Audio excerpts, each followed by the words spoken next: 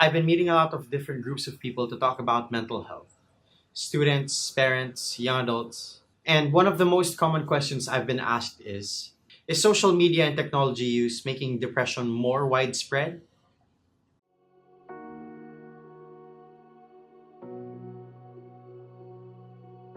In 2016, the Anxiety and Depression Association of America did a research on the relationship between social media use and depression.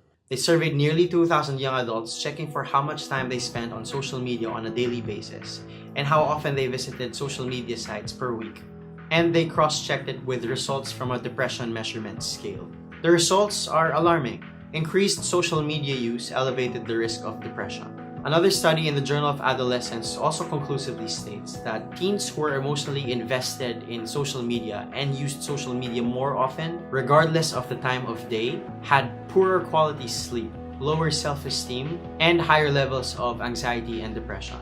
Here's another one. A 2018 study in the Journal of Clinical Psychological Science found that teens who spent more time on social media and their devices, regardless of what content they consume, were more likely to present mental health issues and even an elevated risk of suicide. Is technology use and social media all that bad though? No, social media and technology use aren't inherently bad for your mental well-being. Here's the thing, these things are tools meant to make life easier. In its purest form, it's meant to help communication and connection between people to be more convenient and making information more accessible.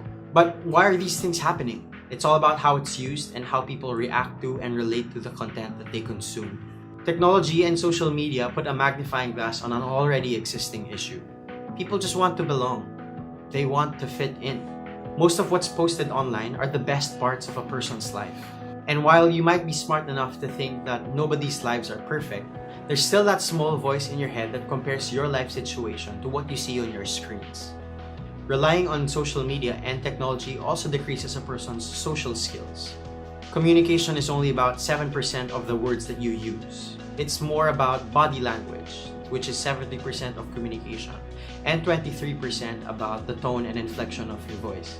Texting and chatting is great and all, but you don't really interact on a deep and intimate level when you're reading words off of a screen or typing words into a text box. Here's a humorous example of how communication can get really misinterpreted over text. Now that video might seem funny to you, but that stuff actually happens. The same 2018 study that I talked about earlier also said that teens who spent more time interacting with people face-to-face, doing sports or exercising or reading books, were less likely to report mental problems than their peers who spent more time on their screens. Lastly, social media and technology take bullying to a whole new level.